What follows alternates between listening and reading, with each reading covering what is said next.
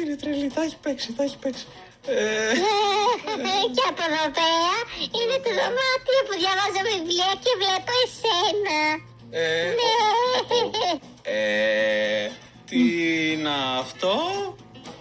Κάθομαι στην υπολογιστή μου και διαβάζω το βιβλίο σου. Μετά διαβάζω πάλι το βιβλίο σου εδώ δίπλα. Μετά διαβάζω κι άλλα. Τι είναι αυτό το βιβλίο σου εδώ πέρα. Και μετά κάθομαι και σε κοιτάω και διαβάζω. Είναι το καλύτερο πράγμα. Είναι λίγο περίεργο. Λίγο μόνο τόσο. Με πες περίεργη. Εμένα. Τη μεγαλύτερη σου δωμάτια. Όχι. Όχι, θα κάνει μια στιγμή.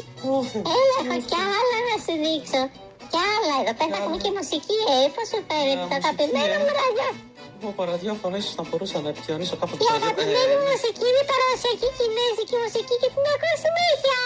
Και αυτά τα K-pop, Κορέα,